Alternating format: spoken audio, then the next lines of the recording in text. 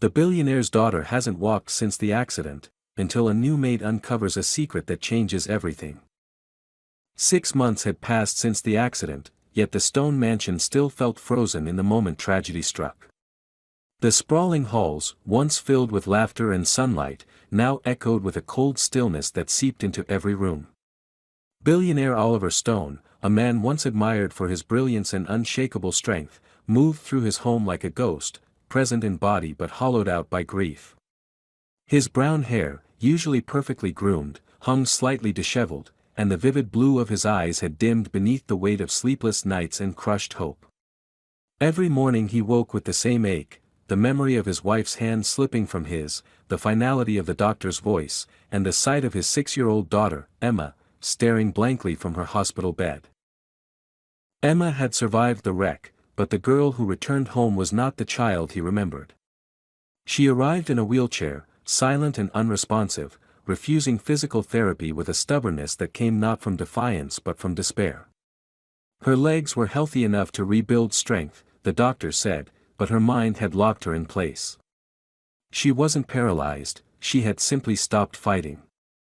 She spent her days in the same light pink dress she had worn the morning of the accident, the fabric now symbolic of a life she no longer believed she could return to. She refused to change out of it, refused to let anyone near her long enough to help, refused anything that hinted at movement or recovery. Dozens of professionals had been brought in, therapists, rehabilitation specialists, child psychologists, nannies, even private tutors, each promising breakthroughs and gentle strategies. But Emma rejected them all. She would not look at them, would not speak, would not allow them to touch her. On particularly dark days she would throw objects across the room or scream until her voice cracked, but most days she simply sat in her wheelchair by the window, staring at nothing with eyes that looked far older than 6. Most of the staff couldn't bear it. Some quit quietly, unable to handle the emotional weight. Others left abruptly after Emma lashed out, and a few were dismissed by Oliver himself when their patience wore thin. He refused to let anyone show frustration toward his daughter, because he knew every tear she shed came from a wound that hadn't begun to heal. Yet even he couldn't reach her, not through words, not through touch, not through the desperate love of a father trying to hold together what little remained of his family. Every night he visited her room, unsure whether he was comforting her or simply begging for a sign she was still reachable. He would kneel beside her wheelchair and speak softly about the day, about her mother, about anything that came to mind. She never responded. Sometimes she didn't even blink. The silence carved deeper lines into his face, and each night he walked away feeling like he was losing her inch by inch. The mansion staff moved quietly around him, their concern palpable but unspoken. They watched him lose weight, lose sleep, lose pieces of himself. The empire he had built still functioned, his companies continued to operate, his board continued to meet, but he was no longer the man who once commanded boardrooms with confidence. His world had shrunk to the size of his daughter's trauma, and he had no idea how to pull her back from the darkness that held her. On a gray morning, heavy with mist, the agency sent yet another new maid. Oliver had stopped expecting much from new hires. Most lasted a week at best. Some barely lasted a day. When he opened the front door and saw Maya Bennett standing on the threshold, he felt the familiar spark of doubt flicker through him. She stood tall, dressed neatly in a black maid's uniform with a crisp white apron, her posture steady and confident despite the chilly air. Her warm brown eyes met his without hesitation, and she gave a small, respectful nod. "Good morning, Mr. Stone," she said, her voice calm but carrying a quiet strength. Oliver studied her for a moment. She was young, perhaps mid-20s, but something in her presence felt older, anchored, composed. She didn't shrink back the way others often did in this house, as if she already understood she was stepping into something heavy and broken. "You've read the file?" Oliver asked, his tone tired but formal. "Yes," Maya replied. "And I still want to be here." He almost smiled at the honesty of her phrasing. Many applicants pretended confidence, she simply offered resolve. Still, he had heard similar optimism before. It rarely survived the first hour with Emma. "She's not easy," he warned. "She's been through more than a child should. She doesn't trust easily. Or at all." "I'm not here to push her," Maya said gently. "I'm here to care for her. Whatever that looks like." Oliver nodded slowly, uncertain why her words lingered more deeply than those of previous caregivers. He stepped aside to let her in. Maya entered the mansion, taking in the grand hall with its marble floors and sweeping staircase, but her attention wasn't on the luxury. She seemed to be searching for the life that had once filled this space. When they reached Emma's room, Oliver paused at the door. "She may not acknowledge you," he cautioned. "Don't take it personally." Maya nodded and entered quietly. Emma sat in her wheelchair by the window, her back to the room, her small frame wrapped in that same pale pink dress. Her blonde hair hung loosely over her shoulders, unbrushed, untouched. She didn't turn when Maya stepped inside. She didn't lift her head. She didn't react at all. "Good morning, Emma," Maya said softly, her voice carrying a note of warmth rather than pity. "I'm Maya. I'll just be cleaning today. You don't have to say anything." Oliver stood in the doorway, waiting, bracing, for the usual reaction: icy silence, dismissive gestures, maybe even a shouted command to leave. But something unexpected happened. Emma didn't look at Maya. But she tilted her head by half an inch, the slightest movement, barely perceptible, yet it was the first sign of acknowledgement she had shown a stranger in months. Oliver's breath caught.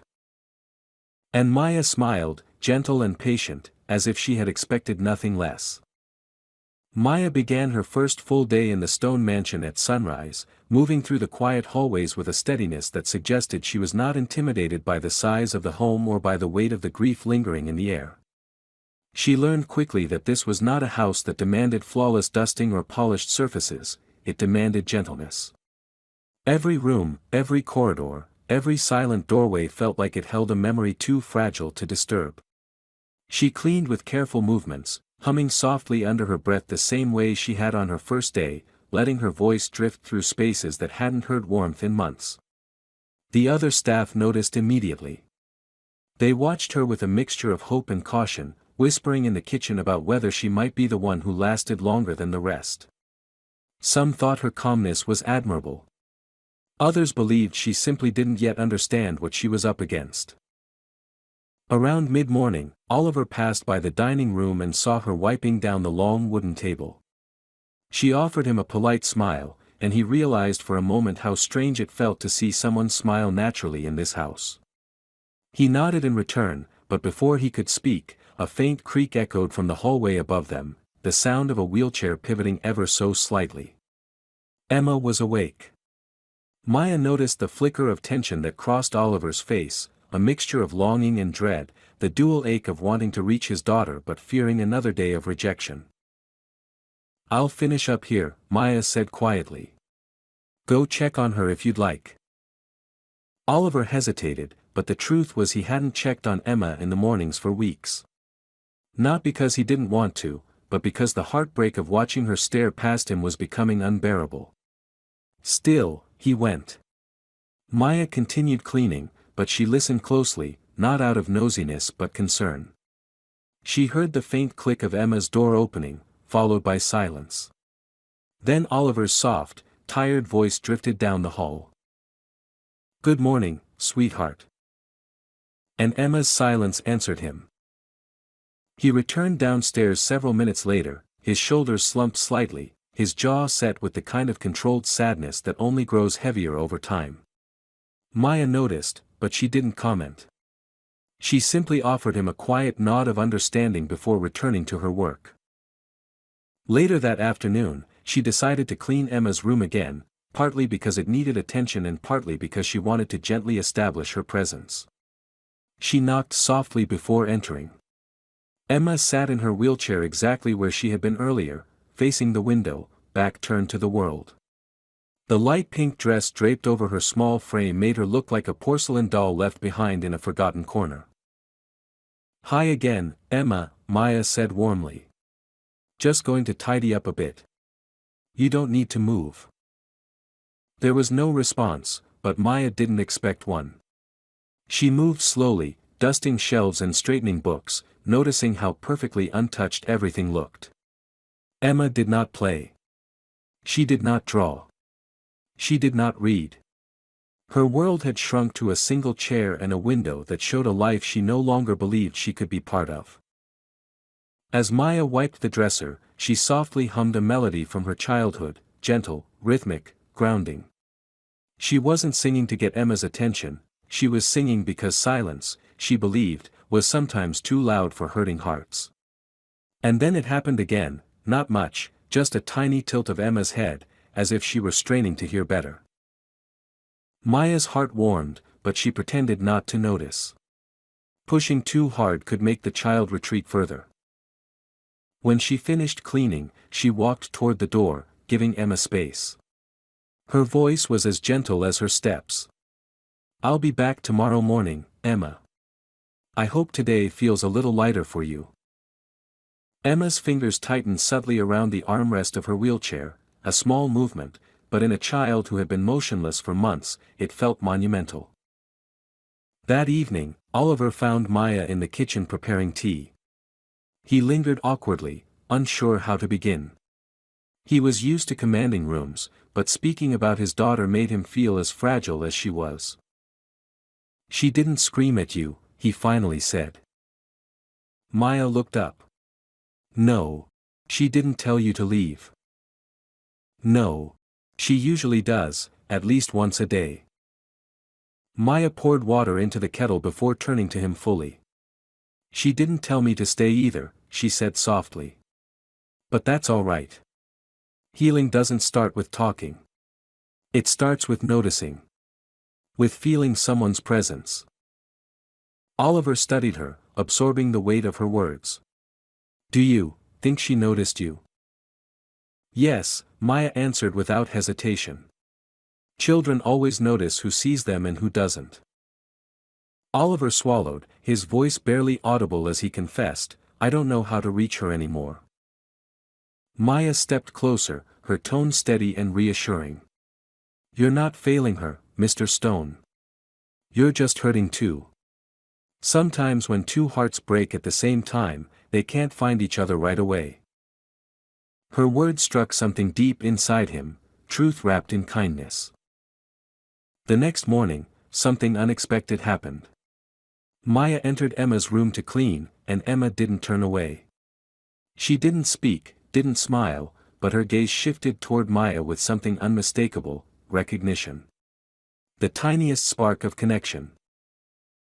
Maya felt it like a fragile thread stretching between them. She knelt beside the dresser and spoke in a soft conversational voice, not forcing interaction but gently inviting it. "Your room gets the prettiest morning light," she said. "It makes your dress look like it's glowing." Emma's fingers twitched. Maya realized this child was not unreachable, not hopeless, not lost, but buried beneath layers of grief so heavy she couldn't lift them alone. And for the first time since Maya arrived, Oliver saw a flicker of emotion in his daughter's eyes. Not joy, not sadness, just awareness. It was enough to make him pause outside the door, hand pressed to the frame, breath catching in his throat. For the first time in half a year, something inside the stone mansion shifted. It didn't break open or burst with light. It simply softened, like the first quiet note of a song Emma had forgotten she knew.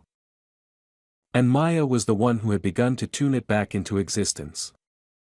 Maya quickly learned that Emma's room was more than a place where a child slept, it was a shrine of frozen memories, untouched since the accident.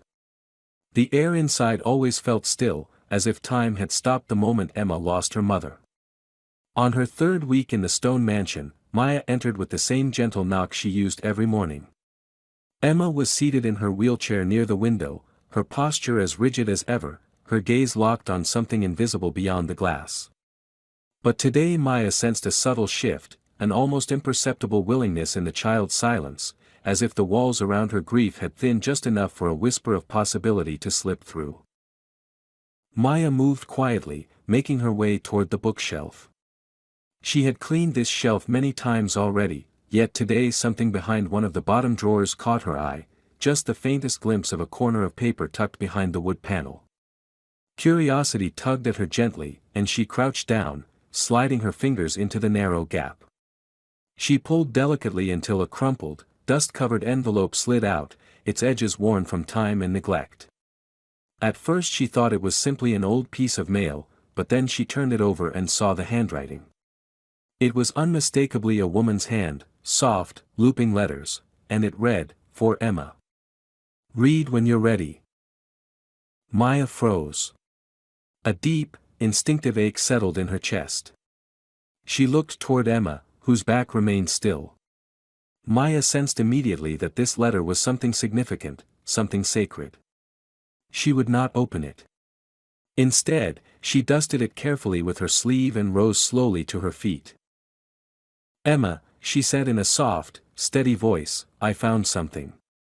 I won't open it without permission, but I think it might be from your mother." Emma did not turn around, but her shoulders tightened visibly. Her small hands curled inward, gripping the fabric of her dress. Maya watched the reaction with both caution and hope.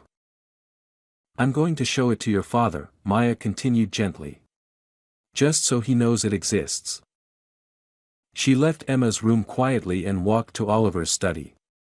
He was seated at his desk, buried in paperwork he wasn't truly reading. When Maya held out the envelope, he looked up with a practiced stiffness, the expression of a man expecting yet another problem. But when he read the handwriting, everything inside him seemed to break open.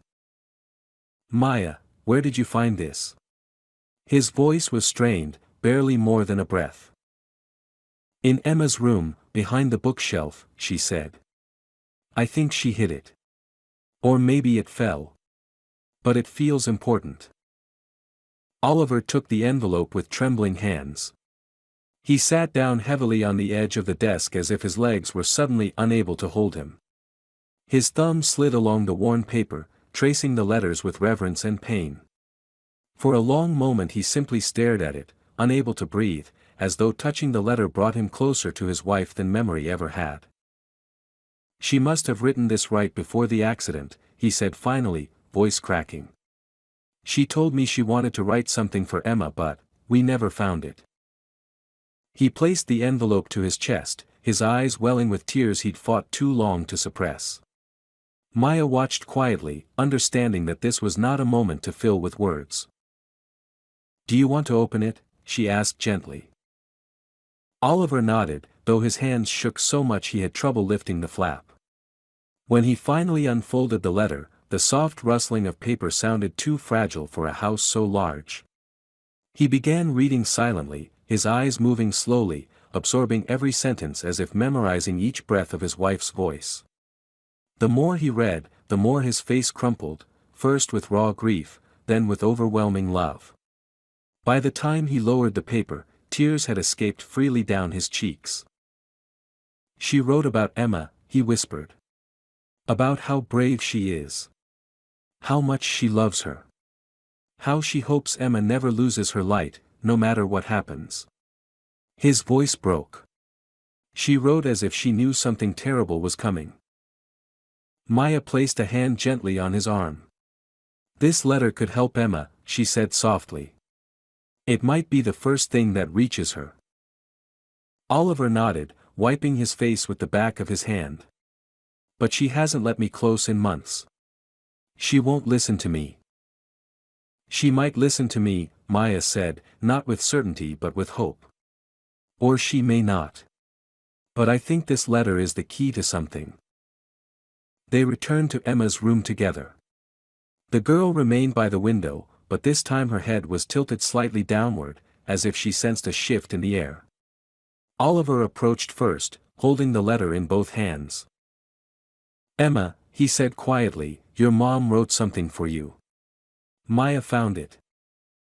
Emma's body stiffened. Her fingers tightened around the armrests of her wheelchair. When Oliver stepped closer, she whispered, barely audible, barely breathing, "No." Her voice was hoarse and used, yet full of pain so sharp it pierced the room. Oliver froze. "Sweetheart," he began, but Emma shook her head violently. "Don't," she cried out, her voice breaking. "Don't touch her things. Don't bring her back. She's gone. She left me." Oliver's face crumpled, but Maya stepped forward gently, placing herself between Emma's anguish and Oliver's heartache. "Emma," she said softly, "this letter wasn't meant to hurt you. It was meant to stay with you. Your mother wrote it because she wanted you to feel her love even when she couldn't be here anymore." Emma didn't look at her, but her breathing grew uneven. Her body trembled with exhaustion and emotion. Maya crouched to Emma's level and continued in a voice as warm and steady as a lullaby. "You're not alone. And your mom, she didn't leave you without a goodbye. She left you something beautiful." For a moment, it felt like the room itself held its breath. Emma's lip quivered, and she turned her face slightly, not toward Maya, but not away from her either. It was the closest thing to trust she had offered anyone in months. Maya rose slowly, knowing this was not the moment to push further. She placed the letter gently on Emma's dresser, where the girl could see it if she chose to look. "I'll leave it here," Maya said quietly. "Only you can decide when you're ready." Oliver lingered longer, tears still bright in his eyes, but Maya gently touched his arm and led him away. Outside the room, Oliver let out a breath he didn't realize he had been holding. "How did you do that?" he whispered. "She never reacts to anyone." Maya shook her head. "She didn't react to me, Mr. Stone. She reacted to love. And grief. And maybe, the memory of her mother." And inside the room, Emma stared at the letter on the dresser. Her small hands trembled. Her breath wavered. For the first time since the accident, tears gathered in her eyes. She did not touch the letter. But she didn't turn away from it either. And that tiny shift, fragile as a butterfly's wing, was the beginning of something neither she nor Maya nor Oliver yet understood, a crack appearing in the wall she had built, letting in the first sliver of light. Maya returned to work the next morning with a quiet resolve, aware that something delicate had shifted in the household.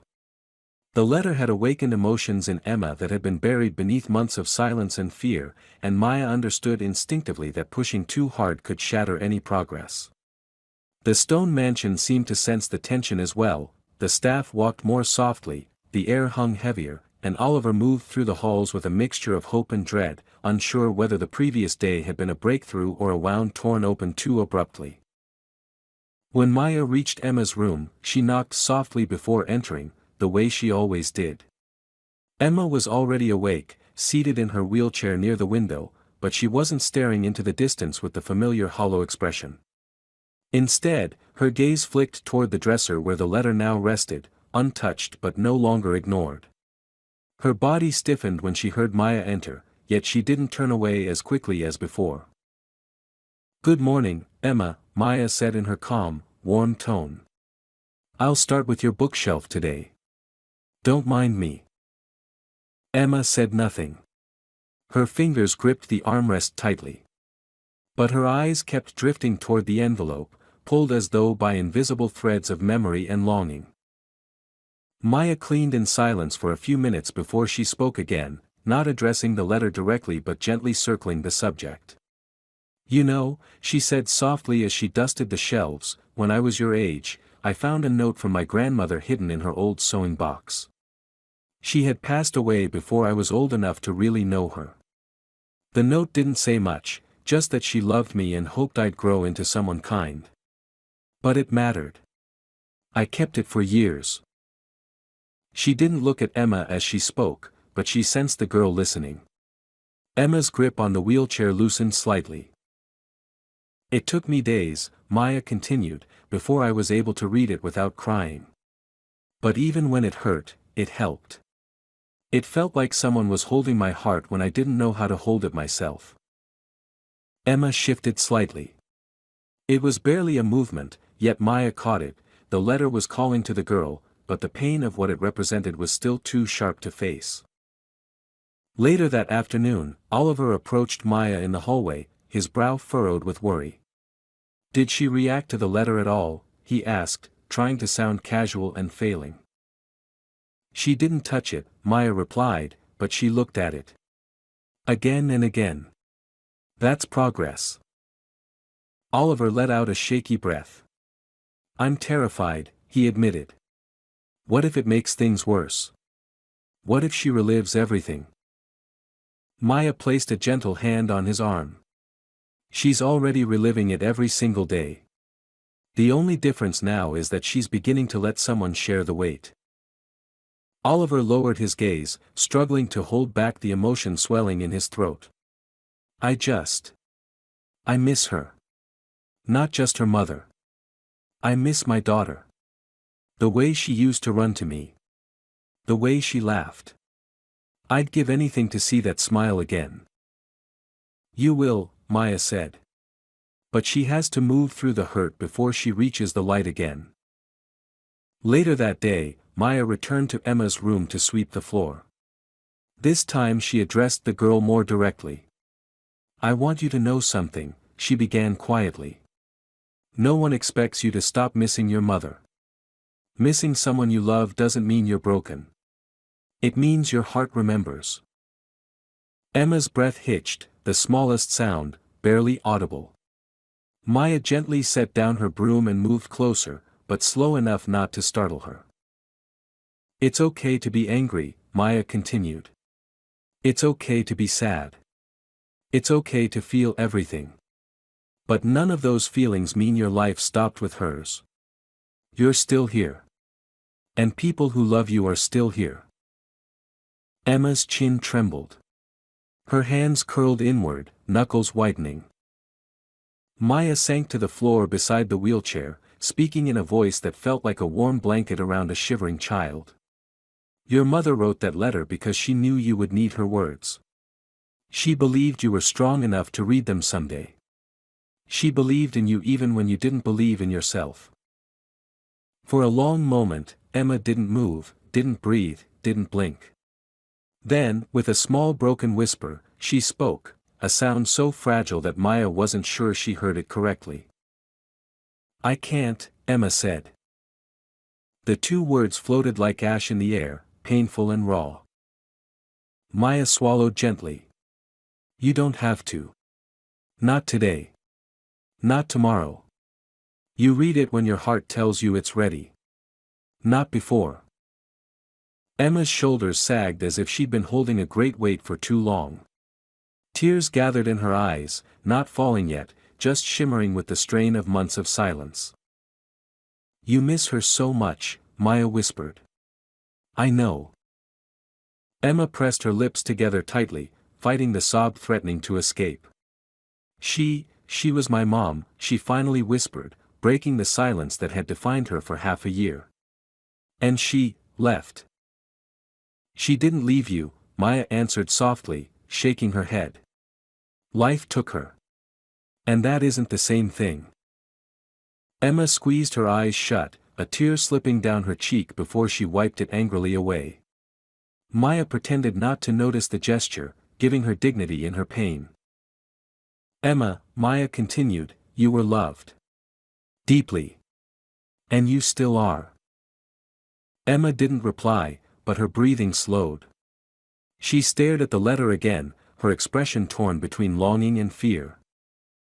Maya rose slowly and brushed her hand gently over Emma's soft blonde hair, not forcing a hug, just offering presence. "I'll be downstairs if you need me," she said. "You're not alone. Not anymore." When she left the room, Oliver was standing in the hallway, tears glistening in his eyes. He had heard enough to understand what had happened inside. "She spoke," he whispered. "She spoke to you." Maya nodded softly. "She's hurting," she said. "But she's beginning to let someone walk beside her pain." Oliver pressed a hand over his mouth, overwhelmed. Inside the room, Emma reached for the letter. She didn't open it. She simply placed it carefully in her lap, acknowledging, for the first time, that she might one day be ready to face her mother's final words. And that tiny act, a trembling hand picking up a folded piece of paper, marked the beginning of her journey back to herself. Maya arrived the next morning with a new kind of tenderness in her steps, aware that the smallest changes now carried enormous meaning.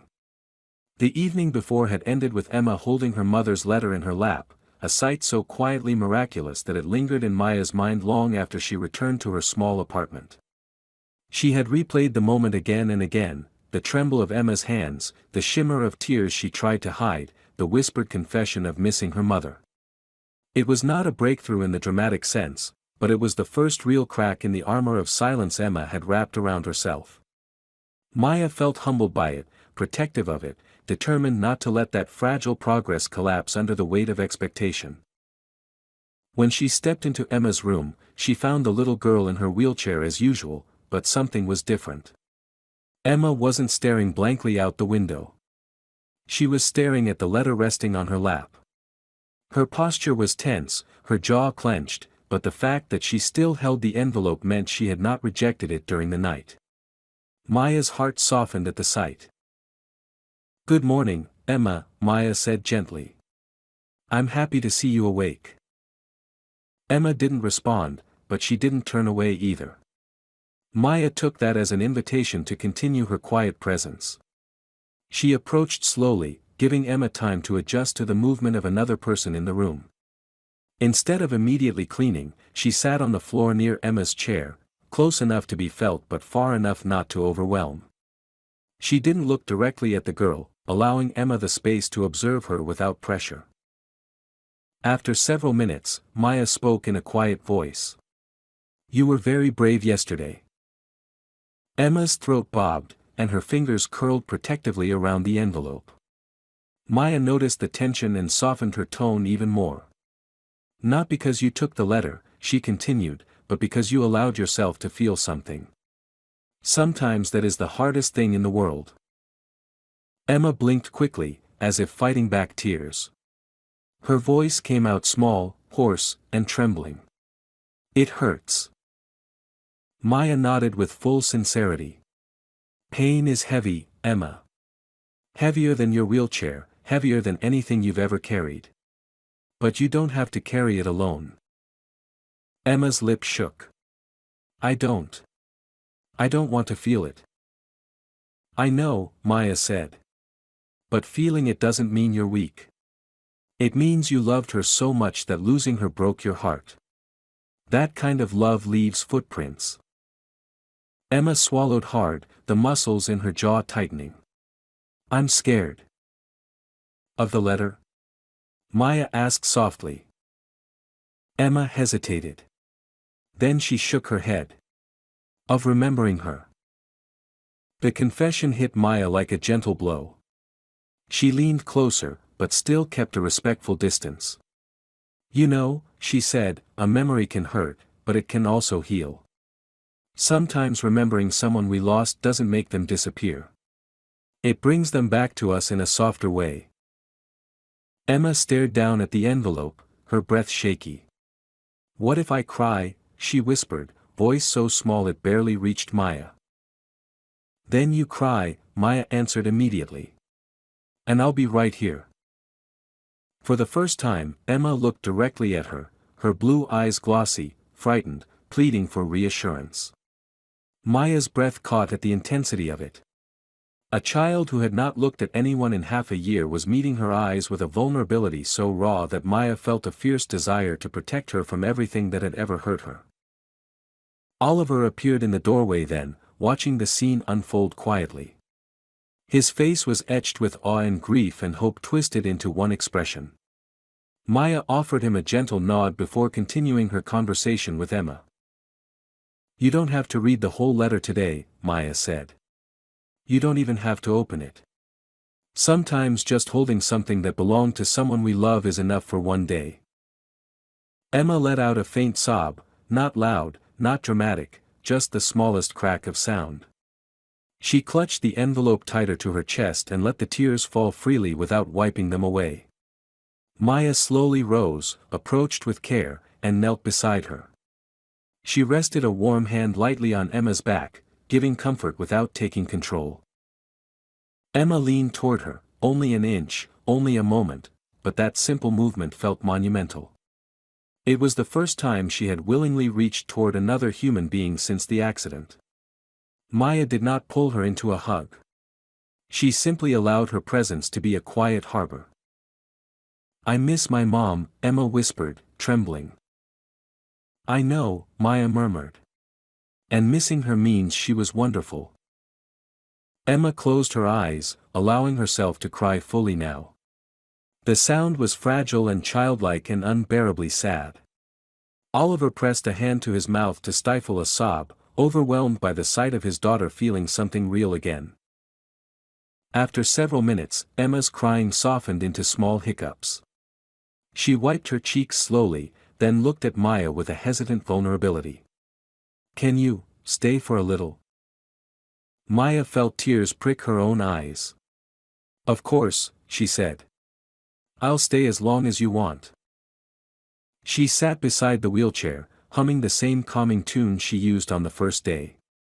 This time, Emma didn't pretend not to listen. She tilted her head slightly, not away, but toward the sound.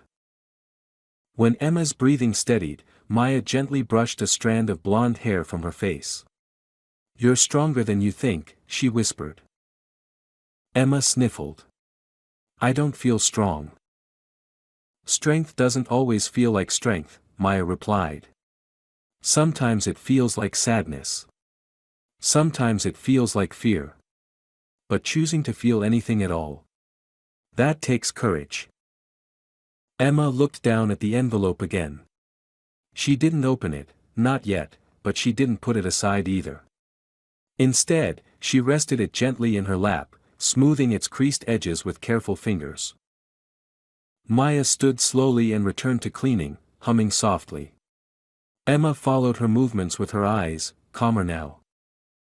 Oliver stepped back from the doorway, wiping tears from his face. He whispered to himself, barely audible, "Thank you, thank you." In Emma's room, a new silence settled, not the cold, empty silence of grief, but a softer, warmer stillness. The kind that comes after a storm begins to break. Emma didn't smile. She didn't stand. She didn't speak again. But for the first time in months, she allowed someone to sit beside her grief. And that was the beginning of her healing. Maya entered the mansion the next morning with a quiet sense of purpose, sensing that the fragile progress Emma had made was something that needed to be nurtured carefully, gently, and without expectation. Healing was not linear, Maya knew this better than most, and she understood that some days Emma would lean toward connection and other days she would retreat into silence. But even silence could be meaningful when a child had been trapped inside it for so long. The staff moved around her with an unusual air of attentiveness, each of them noticing subtle shifts in the house's atmosphere, as if the walls themselves were exhaling for the first time in months. Oliver in particular seemed changed, the haunted look in his eyes had softened, replaced by a fragile hope he was almost afraid to acknowledge. When Maya reached Emma's room, she found the girl sitting in her wheelchair as usual, but this time Emma was not staring at the window. She was staring at the envelope resting gently in her lap, her fingers tracing its worn edges with a mixture of longing and fear. Maya approached quietly, not wanting to startle her. "Good morning, Emma," she said softly, taking a seat on the floor near the bed. "How are you feeling today?" Emma didn't answer with words, but she didn't withdraw either. Instead, she placed the envelope carefully on the armrest of her wheelchair, as if separating herself from it for the moment while still keeping it close. Maya allowed a few minutes of silence before she spoke again. "Would you like to listen to me read something else today? Not the letter. Something light. A story maybe?"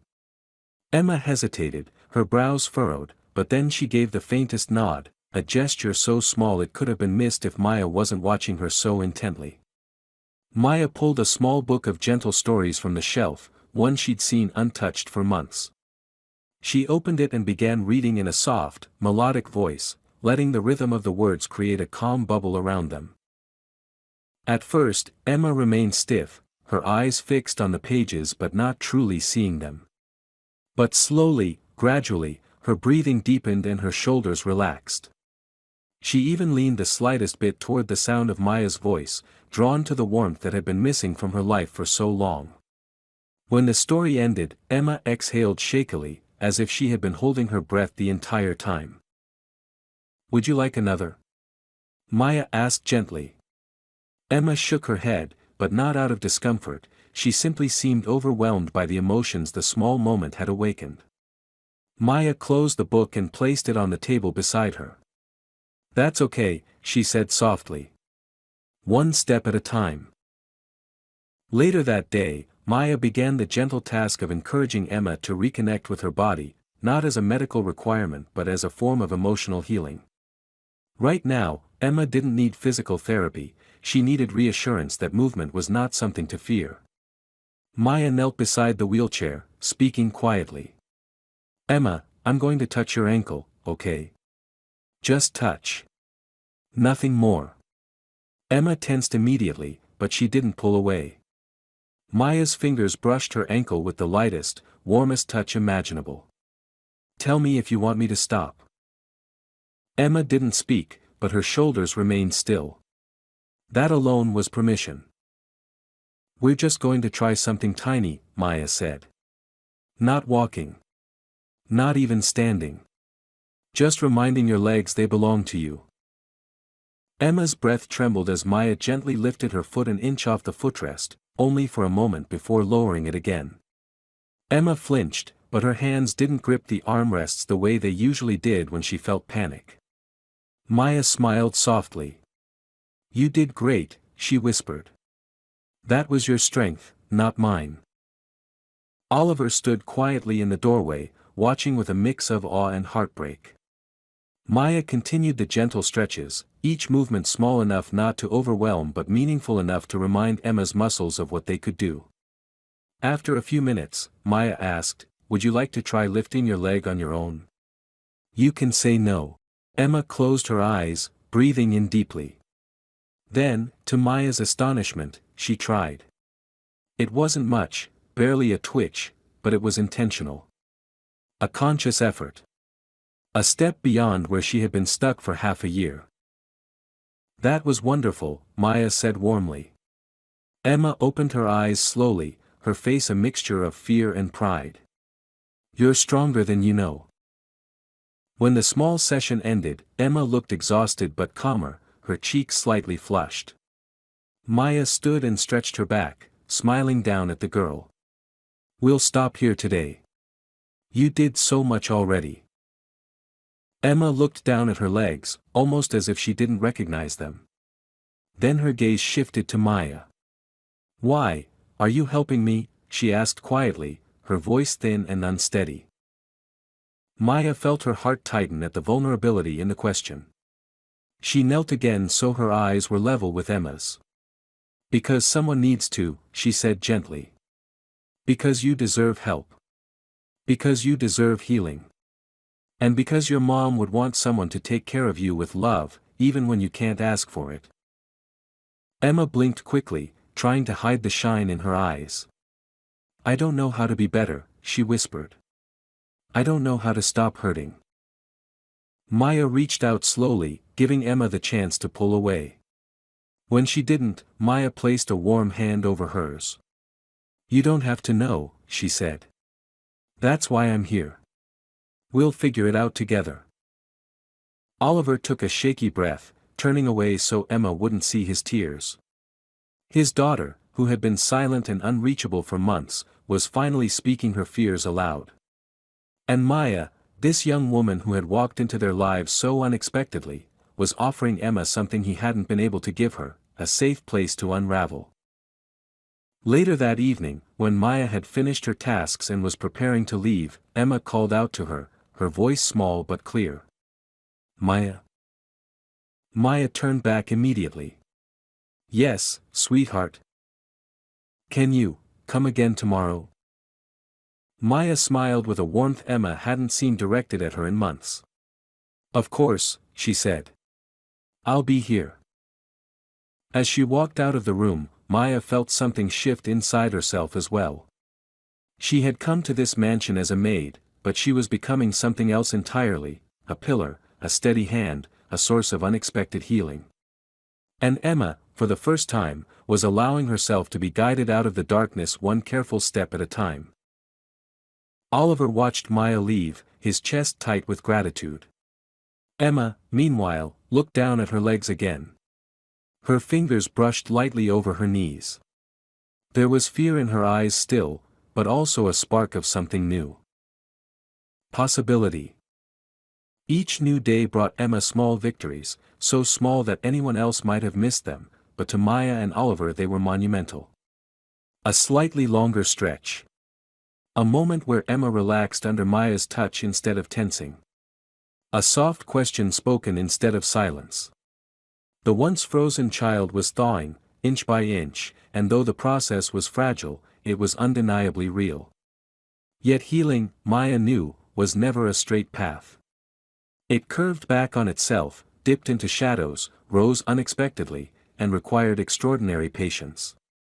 She prepared herself for setbacks each morning, reminding herself that love was not measured in speed but in presence.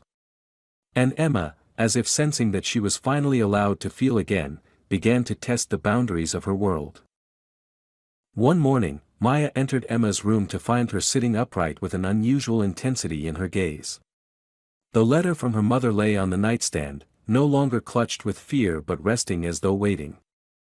Emma turned her head toward Maya almost immediately, a silent acknowledgement that had once been unthinkable. Maya approached gently, sensing a shift in Emma's energy. "Good morning, Emma," she said softly, taking her usual spot beside the wheelchair. "You look thoughtful today." Emma's fingers tapped nervously on the armrest before she whispered, "I had a dream." Maya leaned forward slightly, giving her the space to continue. "I dreamt about my mom," Emma said. She was holding my hand. Her voice quivered, but she didn't look away. "She said, she wasn't gone. She said she was right here." She touched her chest gently. Maya swallowed the lump rising in her throat. "Sometimes dreams help us remember what our hearts already know," she said. "Your mother loved you so deeply that her love didn't disappear when her body did." Emma looked down at her legs, as if searching for something she had lost. "In the dream. I was walking," she whispered. "I forgot to be scared." "That's not silly at all," Maya replied. "That's your heart reminding you what you are capable of." Later that afternoon, Maya began another gentle stretching session. Emma seemed distracted, her gaze flicking toward the window and then to her legs. She didn't resist when Maya asked her to move her foot. In fact, she seemed more focused than usual. Maya noticed this concentration and asked softly, "Would you like to try something new today?" Emma's shoulders tensed immediately. "New?" she echoed nervously. "What new?" "Not standing," Maya said quickly. "And not walking. I promise. Just shifting your weight a little. Feeling your legs support you while you stay seated." Emma hesitated, weighing the fear against the flicker of courage dawning inside her. Finally she nodded. Maya positioned herself behind the wheelchair, placing her hands gently on Emma's shoulders. "I'm right here," she whispered. "You're safe." With Maya's guidance, Emma pressed her feet gently against the floor, allowing her legs to take just a fraction of her weight. Her breath hitched, and panic flashed across her face. "I can't," she gasped, shaking her head. "You already are," Maya said quietly. "You're doing it right now." Emma blinked rapidly as she realized Maya was right. Her legs were holding part of her. Not much. Not for long. But it was real. Her eyes began to fill with tears, overwhelmed by the emotion of such a small yet tremendous moment.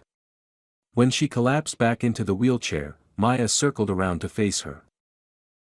That was incredible, Maya said with genuine awe. You did that. You. Emma wiped her eyes roughly, as though ashamed of her tears. Why do you keep saying I'm strong, she whispered. I'm not. I'm scared all the time. Being scared doesn't make you weak, Maya replied. It makes you human. But choosing to try anyway. That's where strength lives. Emma looked at Maya for a long time before whispering, do you think my mom would be proud of me? Maya felt her own eyes burn. I think your mom would be proud of every breath you take, she said. Especially the ones you take even when they hurt. As days passed, the exercises grew a little more challenging, never by much, always tailored to Emma's pace. Some days she managed small movements with surprising ease. Other days she dissolved into tears before Maya even began. On those days, Maya simply sat beside her, reading stories or humming gentle melodies, refusing to let shame or frustration take root. Oliver watched every step of this transformation with a reverence he could barely put into words. One evening, he found himself lingering outside the room as Maya encouraged Emma to shift forward in her chair. Emma's face was strained with effort, her breath shallow, but she persisted, driven by a courage Oliver had thought she'd lost forever. When Emma finally slumped back, exhausted and trembling, Oliver entered the room. She looked up at him with tired eyes, expecting disappointment, but he knelt before her and whispered, I'm so proud of you. The look on Emma's face, astonished, unsure, hopeful, made Maya turn away to hide her tears. That night, after Maya finished her tasks and prepared to leave, Emma called her name softly. Maya, can you read my mom's letter with me? Not now. But someday. When I'm ready. Maya's heart swelled. Yes, she said. Whenever you're ready, I'll be here. After Maya left, Oliver stopped her in the foyer, his voice thick with emotion. I don't know how to thank you, he said. You've given me pieces of my daughter I thought were lost forever. You don't need to thank me, Maya replied. Emma is doing the work. I'm just showing her she can. As Maya stepped out into the cool evening air, she felt something profound settling over her. She had come into this home as an employee, but she was becoming something far deeper, an anchor for a child lost at sea, a bridge between grief and healing, a presence that gently rekindled hope. And upstairs, Emma sat in her wheelchair, touching her legs lightly, testing her strength with the quiet curiosity of someone who had awakened from a long sleep. She wasn't ready to stand yet. But standing was no longer impossible. It was simply waiting for her. The morning that changed everything began quietly, with the soft blush of sunrise spreading across the walls of Emma's bedroom. Maya entered with her usual gentle knock, expecting to find Emma in her wheelchair or curled beneath her blanket, still half asleep. But when she stepped into the room, she froze. Emma was not where she usually sat. Instead, she was gripping the edge of her bed, her small fingers curled around the wooden frame, her legs dangling over the side. Her pale pink dress was wrinkled, her hair a little messy, and her breathing shallow and uneven. But her eyes, wide, bright, and filled with determination, were fixed on a single goal, the floor beneath her feet. Emma, Maya whispered, her voice trembling as she approached. What are you doing, sweetheart? Emma didn't look up. Her gaze remained on her legs as if she were waiting for them to obey her silent command. I had another dream, she said quietly. My mom was walking with me again. She held my hand. She said I could do it if I wasn't afraid anymore. Maya's heart fluttered with a mixture of hope and dread. Dreams can be powerful, she said, lowering herself onto her knees beside the bed. But you don't have to rush. You don't have to do more than you're ready for. Emma shook her head fiercely, her blonde hair swaying. I'm tired of being scared. I'm tired of sitting. I want to try. Maya felt tears gather in her eyes. She had been waiting for this moment, but she had never expected it to arrive so quietly, so bravely. "All right," she said softly. "If you want to try, I'll help you." At that moment, Oliver appeared in the doorway, drawn by the sound of quiet voices. He stopped abruptly when he saw his daughter at the edge of her bed, something he had not witnessed since before the accident. His breath caught in his throat, and he stood motionless, afraid even the slightest sound would break the moment. Maya looked over her shoulder and signaled him to stay where he was. Then she turned back to Emma and placed her hands gently on the girl's sides. "We'll go slowly," she murmured. "First, we let your feet touch the ground. That's all. I'm right here, and I won't let you fall." Emma nodded, though her small body trembled with both fear and determination. Maya guided her legs downward until Emma's feet brushed the carpet. The child gasped as though she had forgotten the feeling of stable ground beneath her. Her toes curled instinctively, her knees shaking. "You're doing so well," Maya whispered. Emma squeezed her eyes shut. "It hurts." "I know," Maya said, her voice soft but unwavering. "It's new again. But hurting doesn't mean you can't. It means your body is waking up." Slowly, Maya helped her shift forward. Emma whimpered, gripping Maya's shoulders with surprising strength. Her legs trembled violently, but they bore a flicker of weight, far more than they had ever held before. And then it happened. Emma pushed against the floor, her arms trembling, her head lifting. She rose. It wasn't graceful. It wasn't steady. It wasn't more than a few seconds. But Emma stood. Her knees shook as if they couldn't decide whether to hold her, but they held. Her hands clung to Maya for support, yet she was upright. She was on her feet. For the first time in half a year, she was not confined to a chair. Oliver let out a shaky breath that turned into a sob. He stumbled forward, unable to remain still. Maya shielded Emma gently. "Easy," she whispered to Oliver. "Let her have this moment." Emma opened her eyes and looked at her father. Tears streamed down Oliver's face, but his expression was lit with awe, joy, and disbelief all tangled together. "You're standing," he whispered, his voice breaking completely. "My brave girl, you're standing." Emma swayed, nearly losing her balance. Maya steadied her quickly.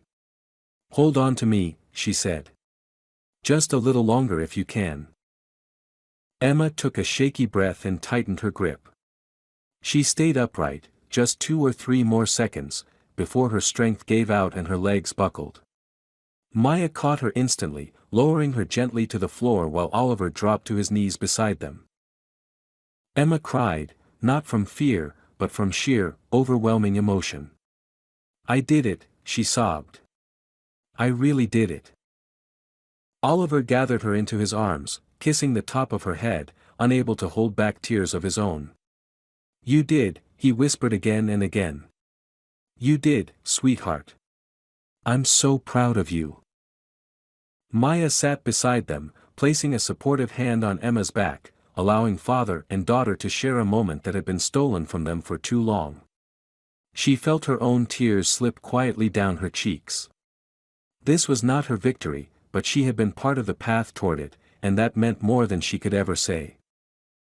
When Emma calmed enough to speak, she looked up at Maya, her blue eyes shining. "Can we try again later?" Maya smiled through her tears. "Yes," she said. "We can try as many times as you want." Anne. Emma hesitated, then reached toward the nightstand where her mother's letter lay. "Can we read my mom's letter together tonight?" Maya's breath caught. She clasped Emma's hand gently. "I would be honored." Oliver closed his eyes, overwhelmed. His daughter was walking. She wanted to read her mother's words. She was choosing life again, step by step, tear by tear. That evening, after dinner, the 3 of them sat together on Emma's bed. Emma held the letter with newfound courage. Her hands trembled, but she didn't shy away.